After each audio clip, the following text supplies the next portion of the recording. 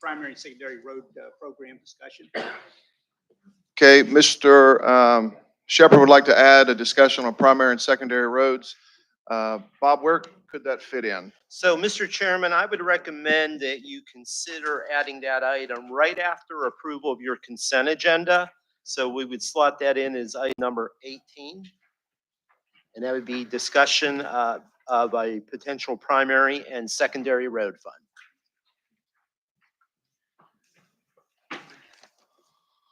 All right, I'll entertain a motion to adopt the agenda as amended. Is there a second? Second. Okay, it's moved and seconded. All in favor signify by saying aye. All opposed, no, and it is carried. We'll move now to public comments. Mr. Crum, do we have any public comments today? Mr. Chairman, we have no submitted public comments. I would call for the audience if any audience members would like to address the HRTPO board today. Seeing none, Mr. Chairman, back to you, sir. Very good. We'll move now to item 4, and that's Executive Director's report. Mr. Crum. Yes, you have my monthly report included in your agenda. I just wanted to highlight a few items. As you move around the building today, you're going to see our information monitors highlighting a variety of maps and other graphics. We are celebrating Geographic Information Day, System Day, or GIS Day, but I think you're all aware that our staff, from Sarah Kidd to Dale Stith to Kyle Gilmore, I don't want to leave anybody out, but so many of our staff really use that type of mapping and analytical capabilities to support our work here. So if you get a chance, please take a peek at those monitors. It really shows some of the great work that our staff does do on your behalf. Secondly, we had an exciting event earlier this week. I want to thank Mayor Donnie Tuck, and I want to thank Supervisor Tom Shepherd for representing the HRTPO board in our region up at the groundbreaking for the I-64 gap. So I know we've been at this a long time, but that groundbreaking earlier this week, Governor Youngkin and other dignitaries announced the start of the project. You're going to see things start happening here right after Thanksgiving. And it's pretty amazing if you think back that in early 2028, you're going to have all 29 miles complete of the I-64 gap. Mr. Chairman, I just appreciate everybody here in your work because I think it's been the advocacy and the consistency you've shown in pushing for that that's been so impressive and so helpful. So thank you all very, very much. And then, sir, that leads me to my final comment for today. Wanted to make everybody aware, of course, elections are complete. We have a new Hampton Roads caucus now. On December the 7th in this room at 10 a.m., we will be hosting a meeting of the new Hampton Roads caucus. Cindy has sent out some calendar invites. If you are interested in attending, please let Cindy know. It's going to be a pretty full day. It's going to start at 10 a.m. and go through lunch. We'll be providing people lunch, but it's a great chance for you all to be able to meet our new caucus members and have some conversation about the things that are important to all of you in your community and, of course, our regional legislative agenda. So, Mr. Chairman, back to you, sir. Very good. Thank you, Mr. Crum. I know several of us would have liked to have been at the event there on 64, but we had another meeting, our VACO annual conference, so it's kind of hard to be in two places at once, but I know everybody's excited about that project and it being completed. So we'll move now to agenda item 5, our CTB update. Mr. Stant? Yes, sir. Thank you. CTB did not have a meeting this month, so I really have nothing to report other than the fact that we continue to work on revisions to the smart scale process, and we hope to get that done next month. Very good. Thank you, sir. VDOT, Mr. Chris Hall. Good morning. Yes, Mr. Chair. Couple items to bring the board up to speed on. We happy to report we've got about 42% of our first tunnel excavated. That's about 3,350 feet of new tunnel. Machine is really working better than expected. We had a record, I think, Tuesday of 88 feet of tunnel excavated in a single day. So good news on that front. Our next major traffic shift on that project will be probably late January, and that is when we will actually be shifting traffic onto the new eastbound North Trestle. So that is the new trestle that will carry traffic from Hampton to the North Island if you're traveling towards Norfolk. High-rise bridge, we're working. The high-rise bridge, we're in final paving operations, weather dependent. We're hoping to have that facility open to the public by mid-December or this year, by the end of the year. Because of the weather, we're looking at probably, and some of the issues with getting our final pavement markings down on that full segment too, which will take you from 264 to Bowers Hill. We will not be conducting tolling operations until probably late February. So there's going to be a period of time where this facility is going to be open, similar to what we've done up in Northern Virginia. Travelers can get used to the new traffic patterns, the new system, the entrance points, the exit points on the tolling facility, and then probably mid to late February, we'll commence tolling on that new segment of the express lanes network. And then lastly, we are anticipating the opening of our HRBT expansion project and regional transportation project visitor center. There's the old City of Norfolk Visitor Center off of Fourth View. And I do want to thank publicly Kevin Page and HRTAC and the partnership there, as well as the City of Norfolk and our Navy partners that have helped us tremendously in getting that project off the ground. We anticipate having that facility open first part of next year.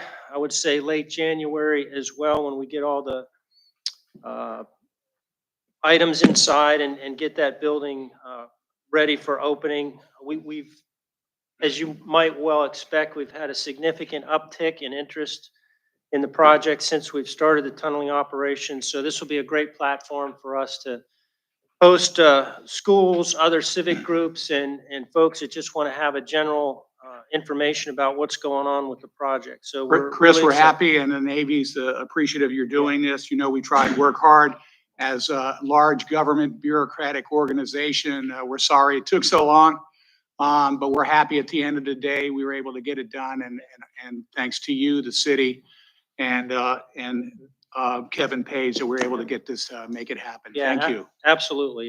It's going to be a good addition to the region, really, to highlight all the great work that is a function of what we do here in this board and HRTAC. So that's all I have for the group this morning, sir. Mr. Hall, did you happen to share, I may have missed it, about the James River Bridge? James River Bridge, we have a project which will be, I don't have the dates in front of me, but I'll get those out. We just got approval from the Coast Guard. I believe it's the second weekend in January. We'll have a 96-hour closure, full closure of the James River Bridge. I think we briefed the board earlier this year to replace the wire ropes on that bridge. And there'll be actually two closures that are 2 weeks apart. So we'll make sure that, I think that information has gone out publicly, but it'll be a very important project to make sure that we've got those wire ropes replaced and we don't have an unforeseen closure in the future. Very good. Thank you, sir. I know that you guys put the information out, and then many of us posted it for our citizens, and it would, I'm sure none of us would be surprised at all the wonderful comments that citizens express their frustration, but it's a safety item and it's something that's past due, and we're grateful that it's getting done. Sure. Thank you. Thank you. We'll now move to item 7, DRPT. Dan? Good morning. Here, there we go. All right. Good morning, everybody. Thank you very much. So I have a couple of announcements from DRPT. Our grants management software, Olga, was officially taken offline last night at 11:59 in anticipation of launching our new software, Web Grants, which will come online on December 1st this year. There will be a number of resources published in the coming weeks for our agencies and partners throughout the state that will include instructions on how to apply for and manage grants within the new system. In addition, on December 1st, our FY25 grant application cycle will officially open, and applications are due on February 1st of 2024. And finally, the FY24 to 27 STIP has been accepted by FTA and has been posted online as of November 13th. So that is all I have. Thank you very much. Very good. Thank you, sir. We'll move now to our reports. Kathy Vick, good morning. Good morning, everyone. We are continuing to make great progress on several of our projects as well. So great compliment to Mr. Hall's report as we're working side by side on the harbor deepening and widening. So as you go over his new bridge, you'll see dredges in the water, but great news is they have finished up the deepening on both the east and west side of the Thimble Shoals Channel and the first widening on the east side. They are now just waiting for the Army Corps to come out and survey, and then we can celebrate having some two-way traffic in our harbor and deeper approach channels. So great news to report. Great Lakes will move to the west side to do the widening on the west side of Thimble Shoals. So then we'll have complete two-way traffic in and out of the harbor. Those are the two segments that the port is overseeing. The Army Corps has given notice to proceed on the inner harbor. So that will start in January. And of course, they are on pause in the Atlantic Ocean Channel for the turtle window, but they'll start again at the end of this month, making progress on the Atlantic Ocean Channel. So by the end of calendar year 2024, the project will be nearly complete, which is great news. Moving on, terminal at Norfolk International Terminal, we are finishing up the Central Rail Yard expansion. So an additional 600,000 rail lifts and some additional storage track that will be finished in January. Then we'll integrate it into our terminal operating system and be fully operational by the end of the first quarter with that new Central Rail Yard. And we have broken ground on North NIT, where we are implementing the same technology that we have on South NIT and Virginia International Gateway with the semi-automated rail-mounted gantry cranes.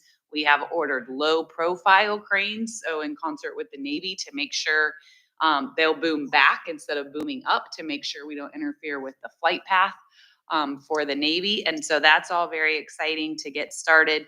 And then finally, at Portsmouth Marine Terminal, we have turned over the first section of the new offshore wind hub. So it's now got a greater load bearing strength, and we have brought in the first 8 monopiles for the Coastal Virginia offshore wind project. So if you haven't driven by there on your way into Portsmouth, it is a marvel to see. They are literally 50 feet in diameter. Like, I can walk right through the middle of one, although they don't let me. But it's really phenomenal to see. And in about 30 days, we'll receive the second 8 for 176 total to support that project, about 27 miles offshore. I'll be happy to answer any questions. Thank you, Mr. Chairman. Very good. There's a lot of stuff going on in Hampton Roads, so very good. Thank you so much for that. Any questions for the ports? Okay, we'll move on now to our transit agencies and HRT. Mr. Smith? Good morning, everyone. I'm Brian Smith, Deputy CEO, HRT, and I'm here to share on behalf of Mr. Harrell. If you happen to see William, you may wish him and Jonna a happy 35th anniversary. So just a couple updates. First, I just want to piggyback a little bit on the report from DRPT and just acknowledge Director DeBrule, Dan, the whole team there. I don't know that folks may not be aware of as much, but the Commonwealth is absolutely a critical partner for all of our agencies to be able to provide the services that we do. So our capital programs, our operating programs, we are very fortunate in the Commonwealth to have a very strong partner at the state level. That's not the case really around the country quite as much. So I just want to acknowledge and appreciate them, and including, as was just reported, the new grant system there. The teams have been working very closely with us, I know with other agencies across the Commonwealth, on the new grant system, just making sure that that transition goes well. So we appreciate their ongoing support. Also want to thank Mr. Crum and the team here helping to get the word out about the State of Transit event that is scheduled for November 28th. If you haven't RSVP'd already, we hope that folks will join us on that morning. We've got a very robust morning program. I think we have over 200 RSVPs already.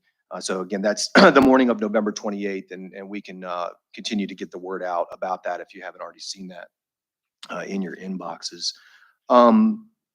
Service update, sort of echoing, I think, some of what Mr. Harrell shared last month, particularly around the 757 Express program and the rollout, the continual rollout of improved bus service with enhanced frequencies, particularly in peak hour times during rush hours when more people are typically traveling to get back and forth between work and home. Of course, we launched the 112. These are both routes on the peninsula. We certainly prioritized those. We were excited to roll out the improvements on the Route 112 on Jefferson Avenue in October of last year. And we have now since that time seen a 47% increase in the ridership there. On the Route 114, followed that on Mercury Boulevard, and that's been in operation since May. And since those service enhancements, we've seen a 17.6% improvement in ridership. So we're excited about that as we continue to leverage the long anticipated regional funding. We're thankful that we're able to continue to roll out the 757 Express program. Those two routes really led the way. And this past Sunday, we were excited to launch on the Route 20. So the Route 20 is the route that serves along the Virginia Beach Boulevard corridor, obviously a major corridor, one of the regional backbone routes. And we're excited to have launched that, as I mentioned, this past Sunday. So that's 15-minute service during peak hours from downtown Norfolk all the way to the ocean front. Previously, there was service that actually stopped more in the Pembroke area. But we're excited that now that service goes all the way from our downtown Norfolk Transit Center all the way to the Virginia Beach ocean front. And we look forward to growing ridership along that corridor as well. So yeah, that wraps up my report. Thank you, Mr. Chair. Thank you. Moving on to water update, Mr. Scalia. Mr. Chairman, thank you. Ladies and gentlemen, good morning. I'd just like to echo, as Brian mentioned, the State of Transit. Looking forward to seeing many of you there. I think it will be a very important event, not just for us, the direct transit community, but for us to show you and all the key leaders from across the community, not just elected officials, government officials, but business, nonprofits, et cetera, how important we are to growth in the region. The only other thing I'd add from WADA is we've been seeing modest gains in our employment, which has really been essential for us to be able to get back to reliable service after the huge losses from a few years ago, and setting a foundation for our future growth of services that will be laid out in our upcoming transit strategic plan. That's all I have. Thank you.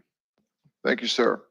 Moving now to item 11, FTAC update, Mr. Everly. Yes, good morning, everyone. Morning. Last meeting, I mentioned that the Virginia Tech Transportation Institute was going to hold several training sessions, share the road sessions in our area high schools. Those events are currently underway. It's a joint effort between VTTI, Virginia State Police, and the local trucking community, with the local trucking communities volunteering time for their drivers, their staff, and the equipment necessary to teach our young drivers how to manage themselves safely around trucks on the highway. That's all we have for this meeting. Thank you. Thank you, sir. We'll move now to item 11, our military liaisons update, and we'll go to Mr. King. Guess I'm the only one here, Mr. Chairman. Yes, sir. Happy Thanksgiving to everyone. Hope you have a safe and enjoyable time with your families. And I don't have any further comments. Thank you. Thank you. Very well said. Very good. We'll move to item 14, our airport representatives, and from the peninsula, Mr. John Borden. Good morning, everybody. Morning. Things at Newport News are going well. The master plan is moving along. We hope to have our public comment session probably in December, sometime in December. Our taxiway Delta Design and Environmental, it just started about a month ago, and they're still doing boring samples and determining how much damage is really done on taxiway Delta, what really needs to be repaired or rehabbed. And the planes that we do have are full. So we're very happy. Thank you. Thank you, sir. We'll move now to Norfolk. Mark Perriman, good morning. Good morning, everyone. Just a few things to report on on Norfolk. Things are going well at the Norfolk International as well. We did begin new service to Fort Myers this week on Spirit, alternating days between Spirit serving Tampa and Fort Myers, so a new route and augmented route to Tampa as well. Breeze began Fort Myers service last week, so lots of activity to Florida continues. October, you may have seen, was another record month, continuing in our string of record months of 402,000 passengers through our doors, and we're looking at around 4.5 million closing out the year. The big project that just concluded was our runway 5 reconstruction. The end of runway 5 has now been fully reconstructed. Couple of things to note on that, and we're back to full 9,000 feet. This was really the techniques used for this reconstruction were really unique in the rubblization process that we use, stealing a process from the highway department, if you will. A couple of environmental statistics that we have with this, by doing this methodology, we saved 5,600 truck trips, or the equivalent of 263,000 miles. That's more than 10 times around the earth. If you put it in that terms, and saved over 52,000 gallons of fuel and saved 460 tons of CO2 emissions by this process. So we are going to be doing this on the other end next summer. So we'll have similar results there. And then next year, several groundbreakings on several projects that are well underway, including the hotel, our gate expansion, and the moving sidewalks will finally be starting to go back again. That seems to be everyone's favorite project of ours. So that's it for today. Very good. Thank you, sir. All right, we'll move to item 15. Bob, would you like to tee this up for us? Yes, actually, what I'm going to do today is turn this over to your Deputy Executive Director, Dr. Pavitra Parthasarathi, and let Pavitra provide a little bit of context on this overview and then introduce our guest speaker today. Good morning. Thank you. I thought it'd be good to introduce the topic, the smart scale process, as well as the speaker, Brooke Jackson, who's the smart scale program manager at OIP.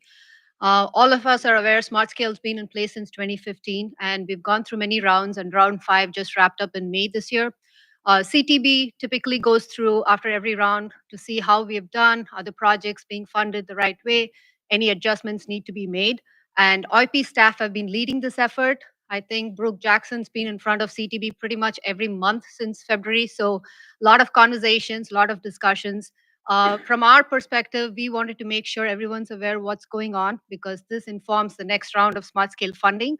Our technical committee heard from Brooke last month. We've also shared a lot of information with our technical committee, so your staff should know what's going on. But we thought it'd be good to have Brooke here today. She was able to join us to give us an update on where things are, what are some of the changes being considered, and what are the next steps, as Mr. Stan said, to CDB action expected on this. So just with that, I'm going to turn it over to Brooke, who's joining us remotely. I'm here. Hopefully all can hear me okay. Thank you for having me. Even if it's remotely, I do apologize about that. There are a lot of deadlines around the smart scale process review right now. But do let me know if you have any issues hearing me throughout. So this presentation I'm going to give is actually the town hall presentation that we gave on October 31st. But obviously, I'm here to answer questions. If you have things you want to chime in on, please do stop me and ask a question, or we can take questions at the end.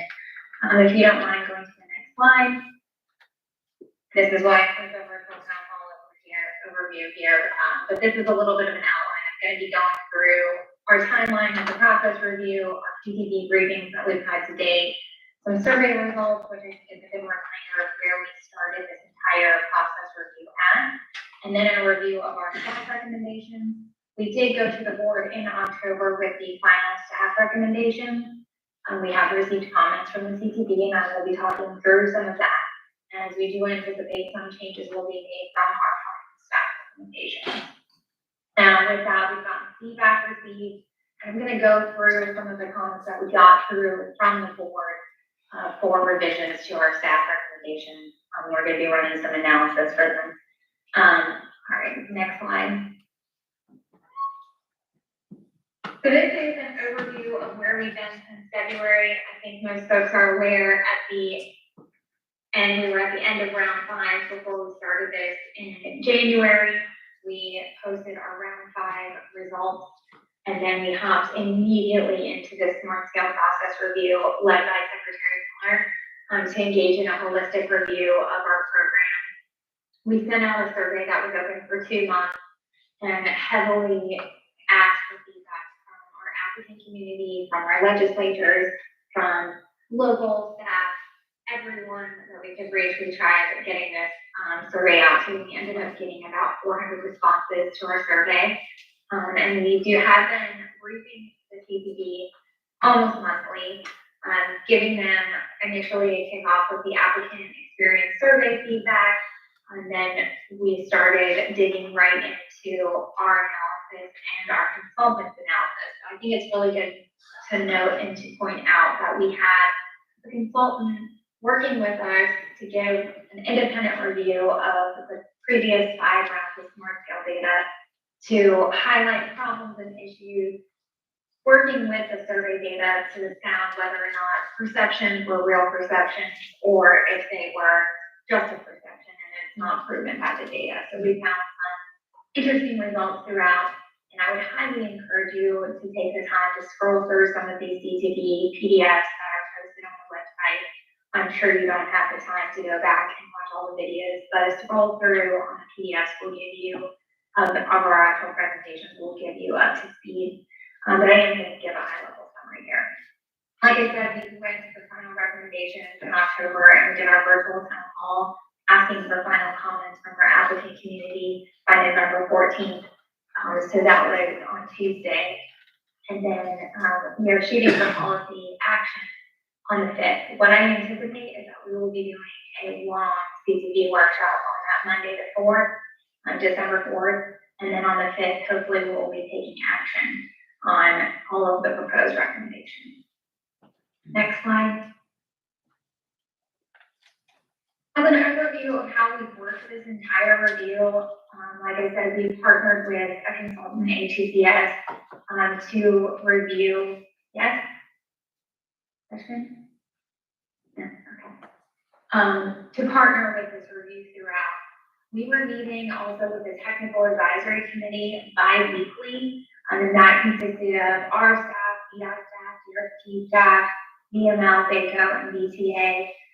So we were briefing them weekly on things we were finding, thoughts on proposed recommendations, things we were going to take to the executive working group. So that executive working group included folks in the secretary's office, the deputies, and the executives within EDOT and DRPT, or commissioner director, and our director as well at OEB, made up of the executive working group, and they met monthly ahead of the CTD board. So we would work through some of the different issues and solutions with the EWGs and the TAC before we would deliver to the CTD monthly. And then with the goal of having our final recommendations at the end. Next slide, please. This is more for history on if you want to dig into a particular topic that we covered, that highlights certain particular issues. If you want more information, I will go to those months when these topics were covered. And so we have been through February through, go ahead to the next line. This takes us all the way through our October.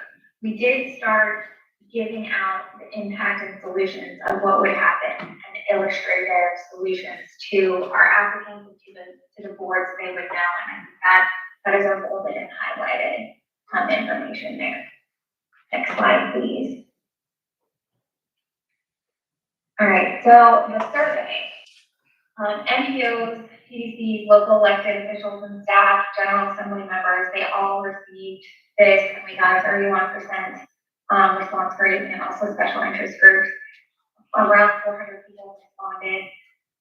Scoring criteria from the survey, we left it pretty open-ended, but we did come out with some biases and some topics that they would want to dig in further. And the 2 top things were scoring criteria and the application process were the top 2 answers for what should change and what should remain the same in the smart scale process. Biases identified, feelings of potential biases existing towards urban and smaller projects. However, there was generally a good impression towards smart scale as we went throughout the survey. It did also highlight urban and rural biases, small project biases, leveraging. Those are the main topics that we had our consultants break down with our smart scale data and identifying solutions. We work together to identify solutions to the biases that they identify. And we've spent a solid 8 months getting into these events, so this is a very high level of data that if you want to go to the next slide. Thank you. All right, so these were our main recommendations we brought in October. We're going to cover it in a little more detail on the following slide. But these first chunk here are specifically scoring and funding process improvements. We broke the survey down into 2 chunks: our scoring and processing improvements, and then whether or not we need to actually do administrative or process improvements as well. And so we'll have some recommendations for that. And we call those our administrative solutions. So our top 5 here, they do have scenarios that are listed on the right side, and that's going to be important for what comes up next in the presentation when we talk through what the outcomes look like when we tested it on round 5 data. Our first recommendation is to refine the high priority projects program eligibility, and that is to clarify the CTE policy to ensure HPP projects are of statewide or regional significance. Additionally, eliminating step 2 and distribute all HPP program funds based on statewide rankings of smart scale scores rather than on district-wide rankings. This is scenario A and B. These are funding decisions, and they do not change your smart scale score fundamentally. So that is important to keep in mind as we're going through this. The other thing I will note is that both of these recommendations are recommended to be done together. If they are not done together, you will get 2 wide spectrum solutions. Refining high priority projects program on its own will reduce the recommendations from high priority to nearly no projects being funded out of HPP. So maybe you had 5 projects being funded out of HPP, you do that alone. If you do just eliminating step 2, then we have an extremely larger amount of projects that get funded. So the goal is to do those 2 together and to get the balance of a mid-range HPP project cohort. So we say that our stressing of our goal here is to make sure at least those 2 are done together in the recommendation. Next is calculating congestion benefits for 10 years in the future. And this is to better align with project design requirements that VDOT and DRPT have in place. We ask applicants to look 20 years in the future, to design, to make sure that we are going to handle traffic 20 to 40 years in the future. Sometimes it depends on what the project is based on how much you're going to look in the future. But when we score in current day growth volumes. So we're not giving that credit when we're scoring. So we're better aligning the project design requirements to consider future growth volumes and consider future economic development growth as well. So those are the 2 parts of that. Additionally, modifying the land use factor to a multiplier and all other factor areas and modifying the factor weightings. This is to reduce the influence of the one factor majority on a total benefit score and emphasize what the project benefits are versus where the project is located. In the previous round, I covered this in extensive detail, but over 50% of the funded projects had over 50% of their benefit score coming from land use. In round 5, it was a growing problem. A round over round, it wasn't always that much, but if 2 factors contributed to that, we added area type B and D to the mix of getting a land use score in round 5, but that was actually a smaller influence than we thought it would be.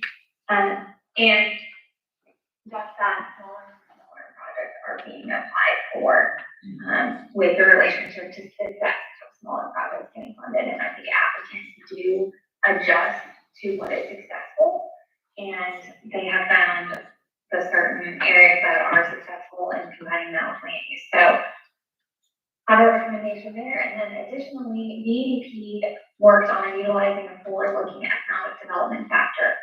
And this is to reflect the best-in-class economic impact assessments currently used by DEP to incorporate key economic priorities in the Commonwealth.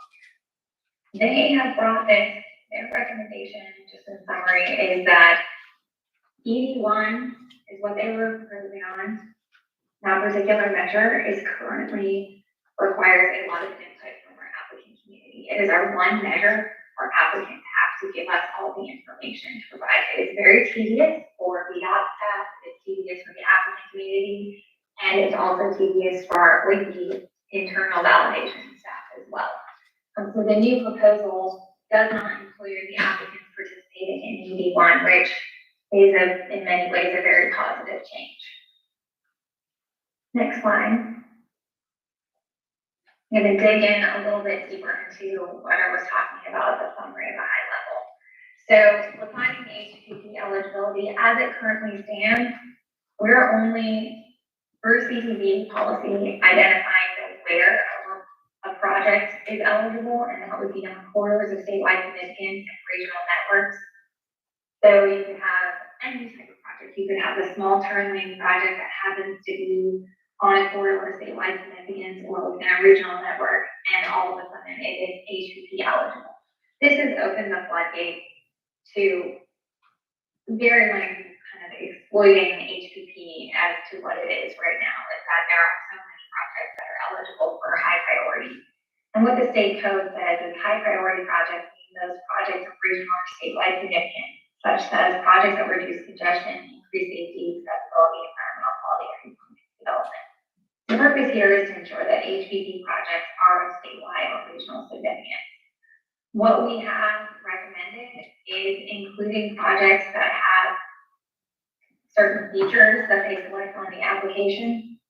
If they have new capacity highway features, managed lanes, newer improved interchanges, newer improved passenger rail stations or service, freight rail improvements, high capacity fixed skyway transit, LRT and BRT, transit transfer stations, and new bridge. And we're going to get into giving the CTP a little bit more meat on those definitions.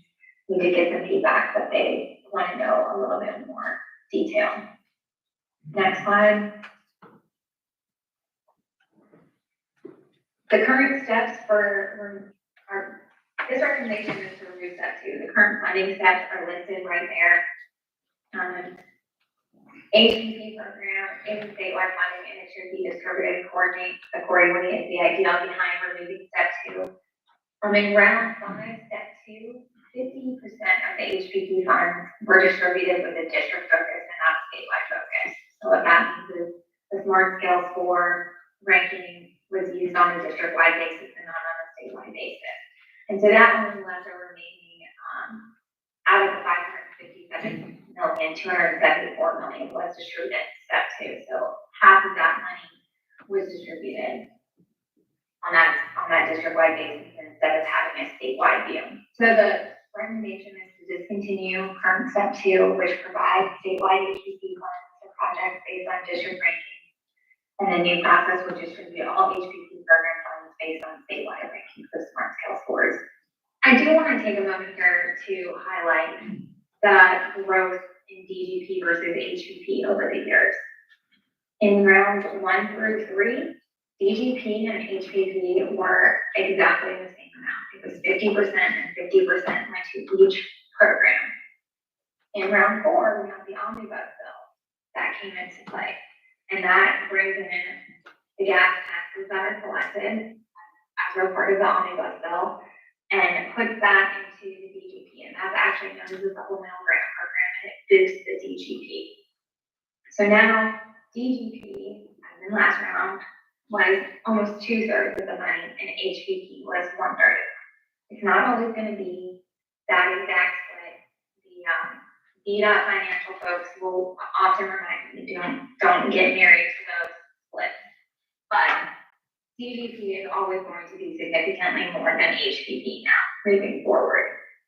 So it's to keep in mind that step 2 was originally created to help the fact that it was 50-50, and now we have more money for DGP. need for step 2 isn't necessarily there anymore. Next slide. On the modify land use factor to multiply and modify factor weightings, this is a 2-step process that we recommended. The first is to assign current land use factor weightings to all other categories. This is where we have received the most comment from our CTP members, is on our staff recommendations for these weighting changes. And we'll talk about that a little bit more in one of the later slides. But as it stands right now, our staff recommendation was to move the land use factor weighting to mostly safety and congestion. In area type D, we had it completely moved to safety, but those were the 2 categories that would receive the land use factor weighting. And land use was 20% in type A, 15% in type B, and 10% in type B and 10% in type C. The second step was using the normalized land use factor as a multiplier on all other benefits. So this would be, we are calculating land use exactly the same as we were before. We are going to take that normalized score and do 1 plus the normalized score divided by 100. And then that will be applied to all of the other benefits that you have.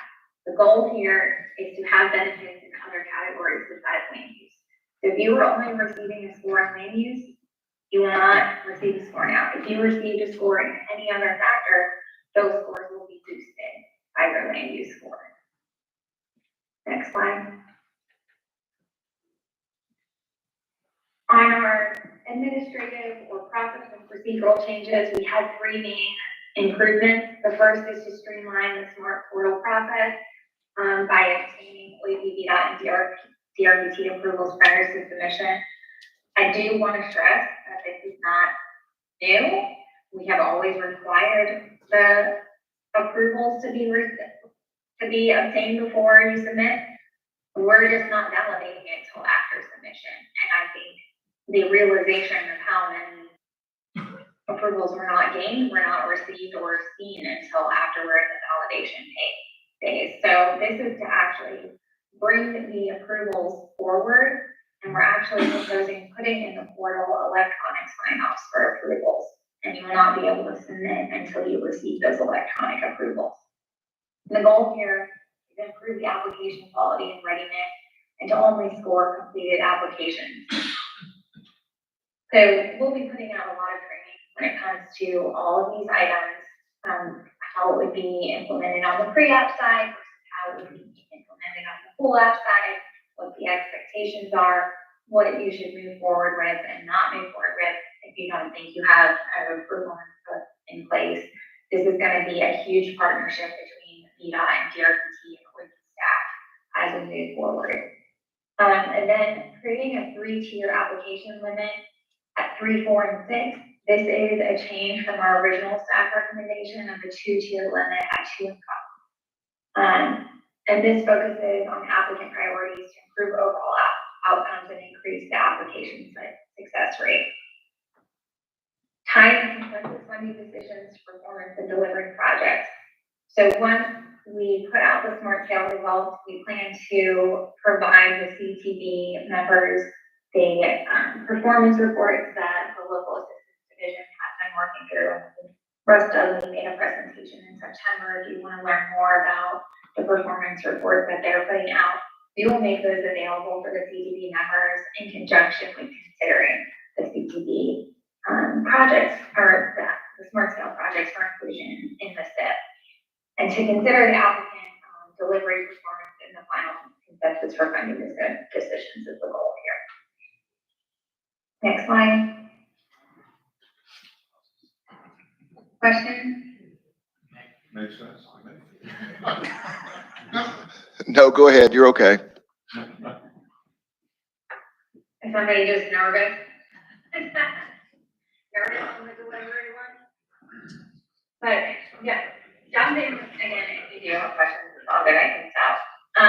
So this slide here is very blurry, but we have all of this information in PDF form available on the CTB website. Stop. feel like there's questions.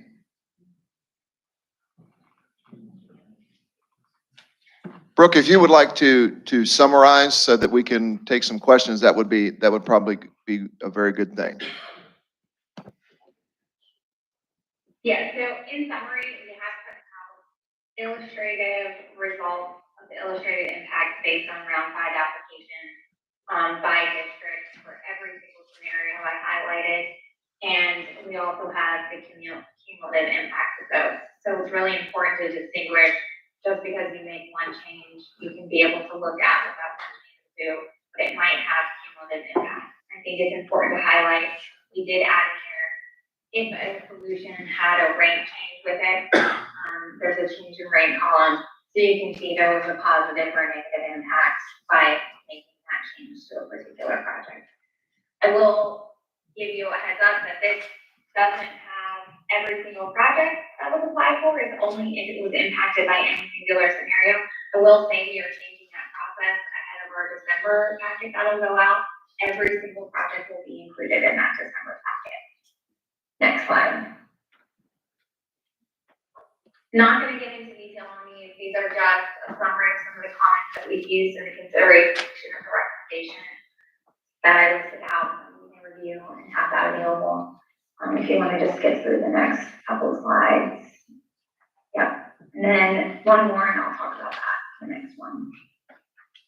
All right. So as a result of some of the October PTB member discussion that we had, I think it was a really long meeting actually, yes. So we got some feedback that as part of the land use change recommended that there was some alternate considerations that the CTB members wanted us to make. They worked together to come up with a solution for each area type. And I listed out here what factor weightings they have proposed. Namely some of the changes, the biggest changes in the area type A. So I would take note of that for the Hampton Roads is very area type A and type B.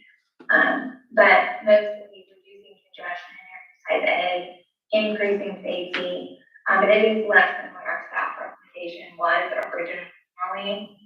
Actually, no, it's the same 20%.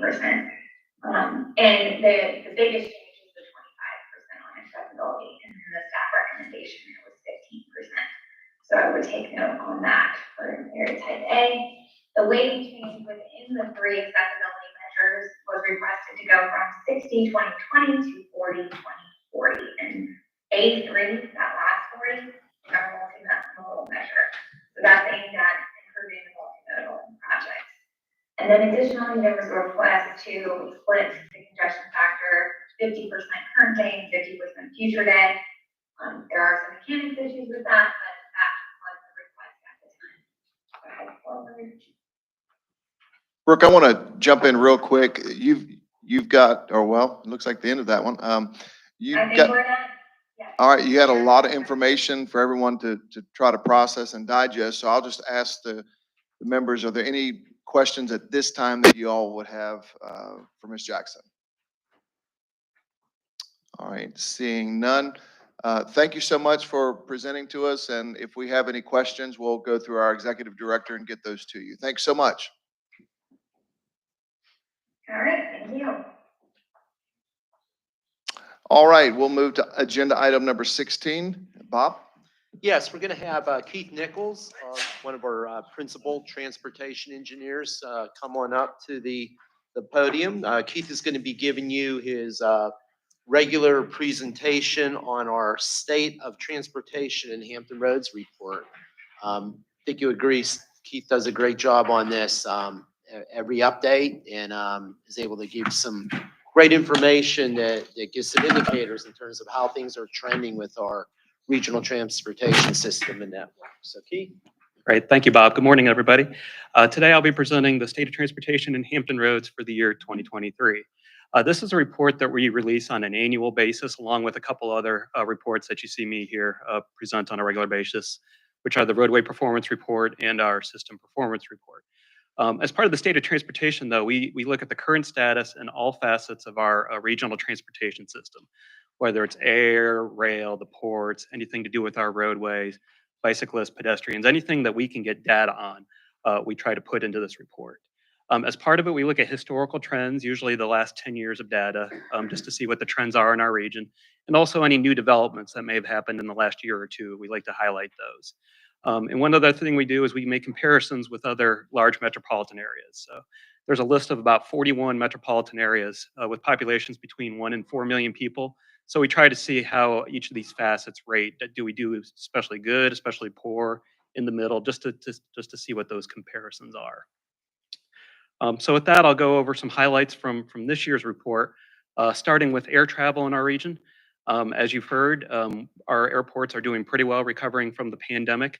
In fact, if you look at Norfolk, it has exceeded the numbers that you see prior to the pandemic. So we have about 2.2 million people that boarded flights here in our region in the year 2022. So well above the depths that we saw in the pandemic. And actually, the airports in our region are doing pretty well compared to other similar sized small and medium airports in terms of the recovery from the pandemic. Another area where we're doing especially well is the ports, as you've heard. We did set another record in the year 2022 in terms of the amount of general cargo tonnage that was handled at the port. About 26 million tons of cargo was handled through the port. One thing I want to note, if you look for the year from the years 2020 to 2022, our port actually had the largest growth of any of the competitors on the East Coast. So they are seeing growth up and down the East Coast at the ports through the year 2022 anyway, but our port here in Hampton Roads definitely exceeded what we were seeing throughout the rest of the country on the East Coast. No surprise when you see those increasing levels of freight handled at the port. We're also seeing an increased number of trucks going in and out of our region. So we look at the gateways to our region as part of this. And on any given weekday in the year 2022, there's about 22,000 trucks that go into and out of our region. So you can see in the recovery from the pandemic in 2020, the large increase that we were seeing in 2021 and 2022. Another area where we saw record levels is at our train stations here, the Amtrak trains in Norfolk, Williamsburg, and Newport News. So there were almost 250,000 people passengers that boarded or departed Amtrak trains in our region here in the year 2022. Now, looking specifically at 2022, you see the lavender colors where you see most of the growth. That's the Norfolk station. We did have increase of service to a third train daily in July of 2022, I believe. So a large amount of the growth you're seeing here is actually due to that third train that we're seeing going in and out of our region. But it definitely is contributing to the large amount of growth we're seeing in rail passengers using the stations here in Hampton Roads. One area, unfortunately, where we're not seeing quite the same recovery from the pandemic, unfortunately, is public transportation use. So there were about 8 million trips taken on public transportation when you look at HRT and WADA and Suffolk Transit and add those together. So that's still about half of the level of passengers that we saw prior to the pandemic in 2019. I do want to highlight this is not a Hampton Roads unique situation to Hampton Roads. When you look nationwide at public transportation, these levels that you're seeing here is very similar to what you see. So hopefully as we move forward, and especially move forward with the 757 Express, we'll see more growth as we move into 2023 and beyond, and hopefully we'll see some recovery there. Interesting to note when we look at the amount of roadway travel in our region. Obviously, we had the big dip with the pandemic and a slight recovery, but when we looked into 2022, the growth in roadway travel in our region completely stopped. We were completely flat in terms of the amount of roadway travel going from 2021 to 2022. We base this on about 80 stations throughout the region where there's a continuous throughout the entire year collection of traffic count data. So it's a really accurate source of data. So if you compare that to pre-pandemic levels in 2019, we're still down about 5% every day in terms of the amount of roadway travel in our region. So I just found that really interesting that a lot of these other areas in our region are recovering, but then roadway travel is completely flat as we move from 2021 to 2022. We also wanted to see how we compare to other areas in terms of the amount of roadway travel on a per person basis. So in our region, each person in our region travels about 22 to 23 miles per day in their car. So comparing that to those 41 areas with populations between 1 and 4 million people, we are on the lower end. If you look all the way to the left, cities like Nashville, or areas like Nashville, they have almost 50. So that's double what we see here in our region. But We are just a little bit below average, ranking somewhere, I think, around 30th of the 41 areas in terms of the amount of travel per person. In terms of congestion, we use TomTom data to see how much hours are lost due to congestion and see how we compare to other areas. So in Hampton Roads, TomTom said the average person loses about 15 hours being stuck in congestion in the year 2022. This is a little bit below average. I think we rank somewhere around 27th, 28th in terms of the 41 areas. But that number, when you look historically, that is generally about where we have ranked. So our congestion levels have increased since the pandemic, but so have other areas. So we're still right around the same area where we usually are compared to other areas. A couple areas where we rank high compared to these other areas, though, are related to commuting. So on this one, this is the percentage of people in our region that drive alone to work every day. This number is around 77, 78%, which is actually a little lower than what we saw pre-pandemic, which would be in the low 80s generally. But when you compare us to other areas, we are pretty high. We have the fourth highest percentage of people that drive alone to work in our region every day. Another area where we're high is the number or percentage of workers, that work outside of the community they live in. So in Hampton Roads, about half of the people live in one jurisdiction but work in another one. So you're crossing jurisdictional lines to get from where you live to where you work. And we are the highest in the country in terms of that percentage. So as I say, when I usually present this information, that goes to show how regional of transportation system we need to have, or looking at a regional level when you start talking about transportation system improvements, because of the importance of how many workers in our region do cross those jurisdictional lines. Has that been a long-term trend? That is a long-term trend. Now, number one is a little unique. Usually we're somewhere around 3 to 4. So I think this was the first or second year where we did rank number one, but it's not that unusual, but it is the first time we're up there. So moving on to roadway safety, it's I would say a mixed bag in terms of results. The good news is we did see a decrease in the number of crashes and a decrease in the number of injuries resulting from those crashes, and also a decrease in fatalities in our region. However, when you look at the number of fatalities, which is the red line, we still had 162 fatalities in the year 2022. So that is lower than the 179 we saw in 2021, which is good news. But when you compare it to what we saw each year throughout the last decade, it's still way too high, still well above the trends that we see in terms of number of fatalities in our region. This really jumped out at me, and that's seatbelt usage, both in Hampton Roads and in Virginia as a whole. So the DMV records this information based on the south side, which is, I believe, the dark purple line, and the peninsula, which is the lavender line, and then the state of Virginia is red. Interesting to see, especially on the peninsula, when you look in 2019 and 2021, they actually didn't collect during 2020 during the pandemic, but we are seeing decreasing seatbelt usage both on a statewide and especially on the peninsula. On the peninsula, it's about 76, 77% seatbelt usage. We did see an increase, though, on the south side, almost to 90%. But really jumped out at me, and you can't see this in this figure. We have the statewide figures for the year 2022, and the number for Virginia for the statewide number is down to 76%.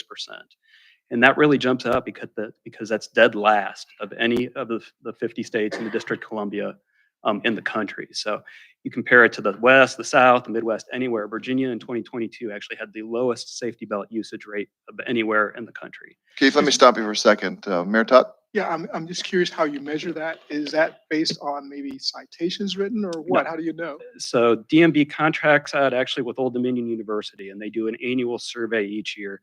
And the federal government lays out exactly how they have to do the survey, so it's consistent both within your jurisdiction from year to year, but also consistent with what, say, California does or Washington does. But it's a survey where they go out and there's selected locations throughout the whole Commonwealth where they have to record this data over a few days. And then they compare that from year to year and then compare that with national numbers. So like I said, it's very consistent. You can definitely tell trends from year to year based on how they collect that. So seeing how much we're decreasing from year to year definitely jumps out in terms of that. And I didn't want to stop you at the time you were doing the one on the, I think it's road travel coming from the pandemic and then being flat. Would part of that be explained by the number of people now who are working from home, working remotely? Largely, we believe so, yes. So is that a most bad of the thing or decrease. what? I'm sorry. Is that a bad thing or what? Because it was presented almost as it was a negative. It is interesting. in terms of congestion, in terms of roadway usage, it's a great thing. I mean, obviously that should lead to less congestion. And I didn't note this, but most of the decrease we're seeing is actually during the peak period, especially the AM peak period. So that indicates it is more working from home. That's traded out with a little bit higher volumes during the midday peaks and toward the overnight weekend periods. So, but when you balance it all that out, we are still seeing that decrease, but most of it is AM peak, especially, and a little bit PM peak. So it is people working from home. So sticking with safety, this was something that jumped out at me really interesting, and I'm not sure why this is occurring, but when you look at the crashes involving the most vulnerable users of our system, and that's pedestrians and bicyclists. On the left, that's the number of crashes per year. Dark purple, I believe, is pedestrians, lavender is bicyclists. We are seeing a decrease in the number of crashes involving bicyclists and pedestrians in our region. But when you look at the right and you look at fatalities, especially 2021 and 2022, a large increase. So we had 38 pedestrians and I believe 4 bicyclists killed on our streets and Hampton roads in 2022. So our theory is a lot of the data we're seeing in terms of speeding is greatly increasing. So although the number of crashes is going down, when they do occur, speeds are probably higher in those type crashes since we're seeing more speeding throughout the region. And so the results unfortunately seem to be worse. So interesting just to see how those kind of balance out and how different they are. I'm going to wrap up here with hopefully what I consider to be good news anyway.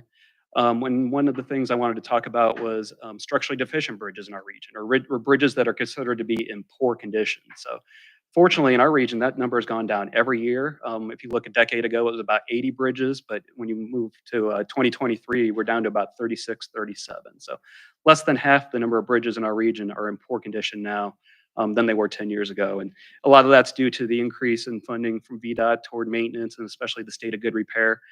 So in recent years, a lot of those bridges that were in poor condition, fortunately, have been rehabilitated or replaced. So definitely good news to see the trends on that.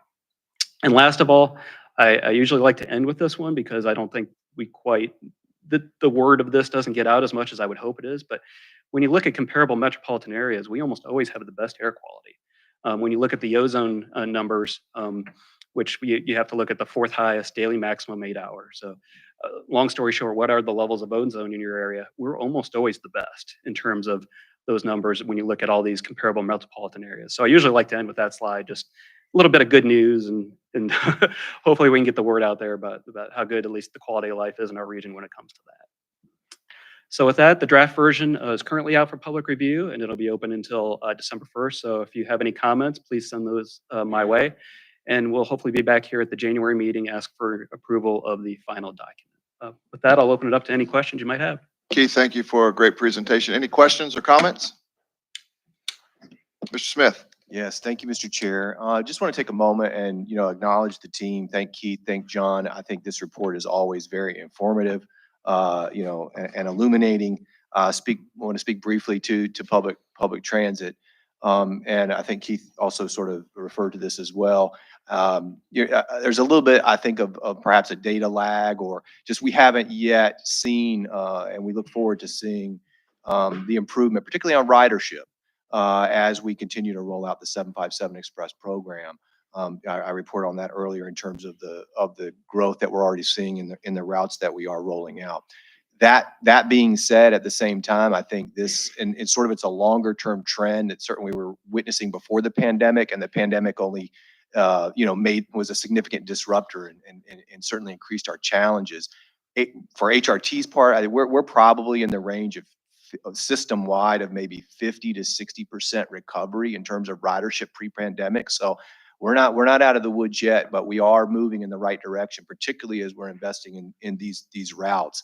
I do think that, again, high level observation, Mr. Chair, it points to 2 things that come to my mind. One is we also need to continue to explore different types of service innovations, just the overall mix of kinds of services that we're providing. Our bus services is our core. I think that will always be true, particularly on those major corridors. But we do need to explore service innovations. That's something we're doing. An example of that is microtransit. As an example, we piloted that last year. We're going to be doing an extended pilot of microtransit services. For those who aren't familiar, that's sort of like the public transportation version of a Uber or Lyft type of an experience. So we're looking forward to continue to explore different types of service innovations, and we think that'll be a real benefit for the region going forward. And then with that as well, I want to come back to bus. I think it's important, and this is also something that we need to continue to do, not only rolling out the 757 Express program, but looking to optimize our other existing routes to make sure that we're providing, you know, the best possible services we can and hopefully attract more ridership. You know, we saw numbers today that reflect on the ridership, but it's also there's a correlation there as well to the investments that we make that even make these services possible. And in that we are still, you know, challenged in the is making a difference. We're already seeing that, and I think we need to sustain and grow that. And at the same time, it's important to just recognize where we fit, particularly as we're comparing ourselves to different peers. That grouping that is around the peers on ridership in particular, Jacksonville, Charlotte, Cincinnati, Kansas City, these other areas, these regions have significantly higher per capita investment in public transit. So, you know, obviously without the resources, you know, if there's not a bus there, you can't hop on to ride it. And without the resources, then, you know, we can't provide the service. So we're about 11% below the peer average in terms of regional per capita investment in bus service. You know, we're seeing that turn around a little bit, thanks, you know, as a regional initiative. So that's exciting. But I think as we move on and look forward year over year, the reports that we do receive, we're going to continue to see the positive impacts of the regional program. And as these resources are brought to bear, you know, providing services that do attract more riders. I mean, that is our target. That is absolutely what we're zeroed in on doing. Very good. Thank you for your comments. Any others? All right, seeing none, we'll move to our next agenda item, number 17. Mr. Crum? Yes, we're going to have Whitney Catchmark, our HRPDC Chief Water Resources Engineer, come on up to the podium. We're excited for you to hear this overview today. When you think about resiliency and flooding and the work you hear about for transportation planning, Dale Stith, I know Sam Belfield have done a lot of work of understanding the impact on our transportation network. What we thought would be really interesting for you would be to have Whitney talk about some great work her department's doing from our Planning District Commission division on roadway flooding, a sensor program around the region, and some of their resiliency work. So Whitney, want to turn it over to you. Thanks, happy to be here. And Ben will probably walk in any minute now. He's in another meeting trying to secure a project that coordinates with the military and some federal dollars and local government. So we're excited about continuing on that path. It's one good example of this program. So today when I talk about resilience, I'm really going to focus on flooding. We got plenty of that. That's a high priority, right? So the crux of our problem and the way that our program is trying to tackle this is that our design standards and regulations that dictate where we build and what we build are generally based on historic observations. So specifically, when we talk about rainfall, where sea level is, and if we want those policies to work effectively, we really need to be aware of whether or not they still meet our expectations for the future. So what we're trying to do is to evaluate the data we have, the measurements we have, tools we have like projections, and help update those policies so that we have more information and localities and the private sector can think about what they want to build and how they want to build in the future. So I'm going to talk a little bit about the aspects of sea level rise and precipitation that really drive our increased flooding. So when it comes right down to it, what we hear from local staff is they need to know what's happening now and what do we expect to happen? What will the impacts be? And then is there anything we can do about it, right? And the reason we have this slide is that there's plenty of like journal articles and big reports, but sometimes they don't really help with these issues. And that's what we're trying to do and trying to be as helpful as possible. I am going to step back though and talk a little bit about some of the pieces of these issues that roll into policy changes. In terms of global sea level rise, there's two big things. First of all, thermal expansion. As the earth warms up, the water in the ocean warms up and takes up more space, right? So it pushes water up on our coastline. The second piece is we're seeing more glaciers that are on land melt. When they melt, the water goes in the ocean, again, more volume. So that's the two big drivers. We do have some regional pieces that are not the same across the whole world. One I'll highlight here is we have our land is sinking, so vertical land movement. So we have to account for that and think about how fast it's changing. Another example are how currents affect sea level rise. So we're kind of near the Gulf Stream. As it changes, right now it's slowing down. That actually affects our water level. It kind of flattens out and it pushes water again near our coast. Now, the reason we mention these things is some of these factors can be, we can do something about pretty much just vertical land motion. We can stop taking so much water out of our aquifer. We can put more water in. That's the HRSD SWIFT project. That'll help. But a lot of these things, we just need to understand the magnitude and whether or not they're changing at a constant pace or if there's something we have to keep on top of. The current issue I talked to you about, we need to keep an eye on, like, what's the latest science so that we know if it's getting worse, getting better, like kind of how that changes. But the reason we want to know these things is then it helps us figure out how to adapt. We are kind of stuck in a place where because we are so low lying and we've been here so long and we've built so many things along the coast, we have more things that are going to be impacted and we just have to think about what to do. So this little diagram is pretty simple way to look at issues, whether it's a little house that's near the coast or it was a road. It might be fine now, but as sea level rise increases, you have a situation where you need to ask yourself, do you want to move it? So that's retreat. That's the second little diagram. The second option is accommodation. Do you want to change what you have or what you build in that spot? In this case, it shows a house up on pilings. And then the third one is protection. Certainly, we're starting to see some localities look at this. That's where you say, hey, I'm going to build a wall or a floodgate so the water doesn't go where it wants to go. So those are the choices. And thinking about all these policy things really inform what you want to build, when you want to make your investments based on how bad you think it's going to be. So next, I'm going to shift to the other piece of this problem, which is our stormwater drainage infrastructure, which is how it performs with rainfall changes. So a little reminder of how our stormwater system works in Hampton Roads, because it's not the same across the whole country. The little diagram shows when rain hits, your rooftops and your yards, it's generally diverted to the road and into a storm drain.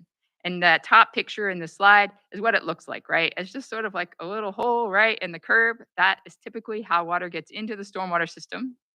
It goes through a pipe and then it goes to a creek or a river. It doesn't go to a treatment plant ever in Hampton Roads. Now, sometimes you don't have curb and gutter, you just have water running off into stormwater ditches, but it's the same function. Those ditches are going to lead to a creek, and that's how we deal with water and try to put it where we want it to be, right? So the reason this is an issue for us is that we have measured rainfall in the area and it's increasing. We have larger, more frequent storms than we have in the past. And we have a lot of academic work that says it's going to get worse. We're going to have more rainfall more frequently. So what does that mean? It means that a lot of our infrastructure is undersized. If it's undersized, then water isn't going to drain away as fast as you want it to. It may pool and be in places you don't want more often. So the standard that most state and local regulations focus on is called NOAA Atlas 14. It looked at the rainfall that occurred basically from 1950 to 2000. So it misses the trend of having increased rainfall. So that's why our regulations are out of date. But the good news of this is we can replace old infrastructure and we can build for the future. So there is an answer. The question is, time and money to do it. So we have these two factors together. And it kind of, they both inform these two planning issues, planning for today, planning for tomorrow. When I talk about planning for today, we're really talking about recurrent flooding. So whether it's high tides or a rainfall event, you're going to have water sometimes where you don't want it. It's inconvenient. Sometimes some damage, but oftentimes, right, it's just in the road, in the yard where you don't want it, but for a few hours. And so that's one thing that you have to deal with as localities and people who live here. It's different to think about the long-term planning issue of sea level rise, where you may have water that moves up the shoreline permanently. So you don't have as big a yard, or maybe you have a road you can't pass. And so as we look forward, we think about, all right, what are we going to do? We got some time. We want to know where that's going to be a problem and how big a problem. So our approach on this policy is looking at both those scenarios and trying to be as helpful as we can to all the local staffs. The 4 elements of our PDC program for resiliency are policy recommendations. The little chart you see there is looking at sea level rise expectations for different eras. Coordination, we look both within our region and outside of our region for great ideas and try to share those and duplicate them, right? And make this as easy as possible. The third one's outreach. Our main focus has been flood insurance and trying to make more people aware of why you need it and the value and what it can, how it's how the costs are generated and such stuff like that. And the last one are just a series of different projects, sometimes data collection, sometimes research. And I'm going to end by just telling you one of our more exciting projects. That's the roadway flooding sensors. The problem we were trying to solve there is that people don't know where it floods. And as Keith mentioned, there's a lot of people driving across the region to different localities. We also have a lot of people moving to the area or visiting. And if you don't know those hotspots, you're going to drive right up to that water. Worst case, you're going to damage your car. More likely, you're going to get in that queue and be incredibly frustrated. I bet you've all been there. And it takes time to get back on track the way you to where you want to be. So the solution that we came up with as a pilot project is we can put some sensors out that can determine if there's water on the roadway. Those sensors communicate with Waze. Waze is a navigation app, so hopefully you're familiar with it. Not everyone uses it, but it has this great partnership with localities, or in our case, the PDC, where they will take data from us if they feel it's credible, and they will use it in their app. So in this case, if we send data from our sensors that say the road's flooded, this little icon pops up that says the road's flooded. It looks like a little floating car. It's bad news. And if you're driving and using the navigation feature, it will route you around that. So far in the pilot project, we've installed 20 of these, and they've been up and running for about a year. We have learned some lessons.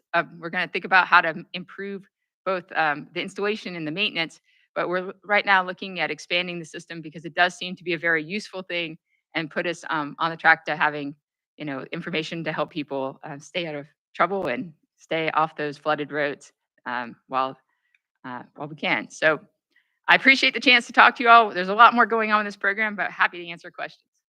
Thanks. Thank you so much. Great presentation. Mayor Tuck? Well, I was away about 5 months, so I'm trying to make up for it with questions. We had a resilience subcommittee. I wasn't missed. Anyway, Heckling, I like it. we had a resilience subcommittee, and I don't think we met at all during last year. So is that work considered done? Or where are we with respect to that? So no, I think the work is still very much ongoing, and I think that it'd probably be a good time to reconvene that group because a lot of progress has been made, and then it'd be a good chance for us to give an update and then talk about how we move forward. So. Other questions or comments? All right. Whitney, thanks so much. I do, if I may, Mr. Yes, sir. Chairman, I do want to say though, that while that policy committee has been we haven't had that many meetings lately, your staff meets with Whitney and her team on a continuous basis, and they are working very hard from a technical perspective. So I've been fired. I'm sorry? I've been fired. No, sir. No. And I think it's a great question and this is a topic where the work is never done, right? We're going to continue to advance efforts, see where we are, how do we keep improving. But I do encourage you to, and later on at the PDC, you'll get to hear about more of this, but there's a lot going on in this space that we're incredibly proud of. Ben came in the back of the room. As Whitney said, he was just in a meeting with partners in terms of how the money that's coming to the region and how to manage that. So, but I think it would be a great time for that update with our policy leaders. Thank you, Mr. Crum. We'll move rapidly to item number 18, and that's the approval of our consent items. And Mr. Crum, take us through that. Yes, sir. Thank you. Please. So you have your regular items like your minutes and financial statement. You have some transportation alternatives set aside projects. The big items today are under D. Those are going to be your TIP approvals. as well as under letter E, the tip approvals for today that we have organized by locality. So, Mr. Chairman, we would recommend approval of today's consent agenda. Need a motion and a second? Okay, properly moved by Mr. Shepherd. Second, Bobby D. Very good. Any other discussion, questions? Seeing none, all in favor signify by saying aye. All opposed, no, and it is carried. We'll now move to the item that we added, discussion on primary and secondary road funding. Mr. Shepherd. Okay, thank you, Mr. Chairman. I'm trying to figure out how to just digest this here real quick for everyone, but I want to move it from the table to your brain, okay? And I wanted to move it to the front part of your brain. We have done a tremendous job I think 10 years ago. And I use 2013 as the milestone. When before 2013, we had, I don't know, 50, 60, 70 billion dollars worth of projects and no money. No one knew where to get the money from, right? And we'd come in here as a wish and we would debate and you had to know somebody to get the money. And from that, you saw projects like the Elizabeth River Crossing, which ended up with, 13.5% interest for 50 some years on over $1 billion worth of projects. You had another project where the government decided it was a brilliant idea to go over to the west of or south of us here and drop $300 million on something, and it just might as well taken that money and thrown it right into the bonfire. So after that, we came up with a great idea that prioritized projects. Okay, road projects. We all came to an agreement, all the municipalities, amazing. So in 10 years, we got a big tunnel going, the high-rise bridge, the 264-64 interchange, the widening of 64. We just picked up another $470 million for a $700 million project to finish the gap. The state stepped up for that, and thanks to Barry Knight for his hard work. Okay, that's all good. Our citizens, though, and I don't know, most of you probably got the same problem I've got. You go home and you talk about the expressway, great, everybody's looking at it. But the big thing I'm hearing a lot is, how do I get to the expressway? I mean, if you look at the primary and secondary roads, they're jammed up. And so where do we go to the money? Where do we go for the money? It's just like what we backed up in 2013. We go to VDOT and we beg and plead. We got the Smart Scale program, which may or may get to it in 20, 30 years. So anyway, the program that was presented, Kevin talked to me, Bob talked to me about it. I've talked to Chris Hall about this. There's a secondary and primary and secondary road program that's proposed where we can fix all of these road programs that run parallel to our interstate. And what's important here is, if you don't know what a primary road is, the way to think of it in simplest terms, if it's one or less than a number, it's a primary road. If like 17, 58, things like that, okay? If you want a secondary road program, I always deal with the ones at 700. I don't know if 460 is, but 460 is big enough. It should be a primary road. So the smaller the number, it's a primary road, and primary roads get whatever crumbs of money's left. All right, so in this district, proposals come out that, when we created 2013, we created the HR TAC. We ended up with sales and use tax of about 0.7%. It was 0.7% to be exact. And from that, we've raised billions of dollars. We got the revenue coming in, it's flowing. So what can we do for our secondary and primary roads? Obviously, primary and secondary roads. Well, if we were to take 0.3%, just 0.3%, which would make a total tax, if you will, and everybody, I know, butt cheeks tighten up when you start talking about increasing taxes. But if you take 0.3%, and we're asking for permission here. We're not asking for the level across the state. That 0.3% would generate about $84.4 million a year, which would generate about, I don't know, 1.6 billion, somewhere in that neighborhood. And the neat thing about that, and you think of the time it takes to get a road project done on these primary and secondary road systems.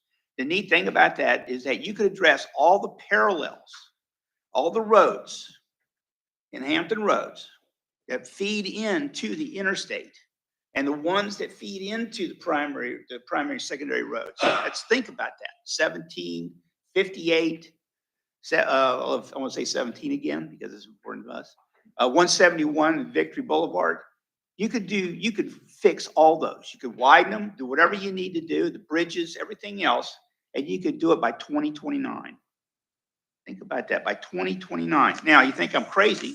I probably am, but if you talk to Kevin and the smart guys that have done this stuff, they did an analysis, okay? The Hampton Roads Regional 310 sales tax, the use tax increase would produce $84.5 million, okay? And there's some other bits and pieces of money that would come in through there. Now, you say, well, Tom, you just got this nice number here. Well, we've had a study already done on these roads, all right? And they've identified already $1.37 billion worth of projects that this money could be used to fix those roads. 1.3 billion. And you can get this stuff done if we have the courage to step up and say, hey, look, General Assembly, just give us the authority to be able to do that, okay?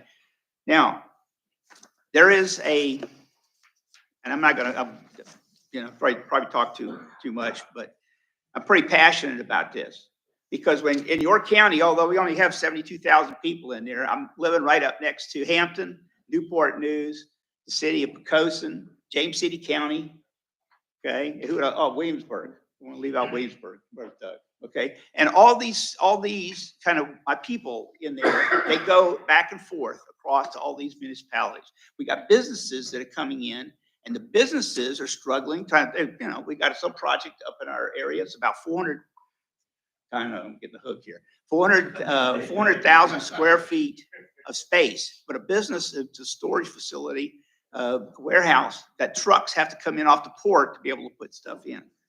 So it says the commission, it would create a commission, and the commission shall identify highways that are used as alternative routes to interstate highways, including US Route 17, 60, 58, 460, and feeder primary and secondary roads, and develop a long-term plan for addressing increased vehicle traffic on such highways. This is part of a proposal to the state. What you need to do, I would suggest, go back and talk to your boards and your city councils and explain to them, and get smart on this, and explain to them that, hey, if you got a problem with your primary and secondary roads, this is a way of fixing it, okay? Now, I've already said enough. But anyway, I just wanted to bring that out, get that out to the front of your brain. Thank you. Thank you, Mr. Shepherd. I know we kind of batted this around a little bit, maybe a month or two ago. I think it's something we're all interested in and passionate about. I got Mr. Hipp. Was your light on first? Yes. All right, Mr. Hippel. I'd have to agree with Tom.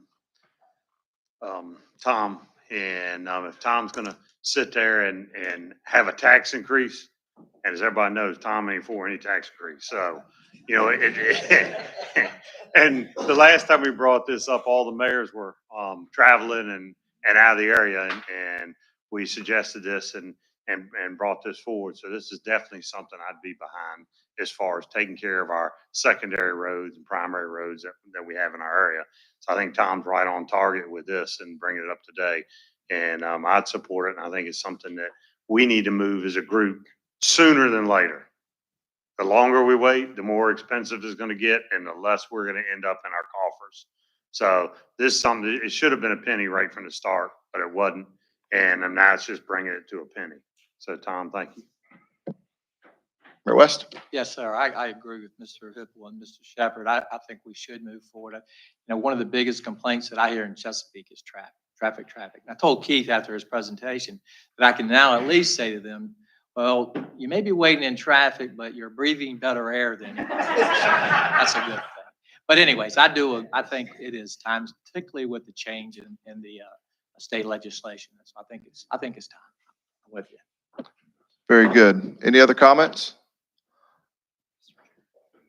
Yes, Mr. Crum. So, Mr. Chairman, as I noted up front, on December the 7th, we will be hosting the Hampton Roads Caucus in this room, the new Hampton Roads Caucus. The creation of a primary secondary road fund was approved by this board and the HRPDC as a position statement, not a lead priority, but if it would get some legs through the General Assembly, that it could be the type of idea that we could coalesce around and potentially consider support for. So one potential outcome of today's conversation, as Mr. Shepherd said, I think it's important to take this back home and evaluate what your peers think about it. But Mr. McCarty, Mayor Pons will be with us on December 7th with the Hampton Roads Caucus, which would be a perfect time for you to take their temperature on the idea, if that sounds like a good step forward as a follow-up to today's conversation. Yeah, I think that's the proper step forward. And I think we already have, as a region, a track record of doing some heavy lifting and being able to produce things that no harm intended towards the state, but to do things the state is not able to handle for a variety of reasons. So I support it. Mayor Tuck. I don't want to prolong the conversation, but we had a number of individuals who ran against the gas tax and not realizing the impact on our region. So we may have some work to do with them, more so than our local bodies. Point well taken, Mr. Mayor. Very, very, very true. Any other comments or discussion on that?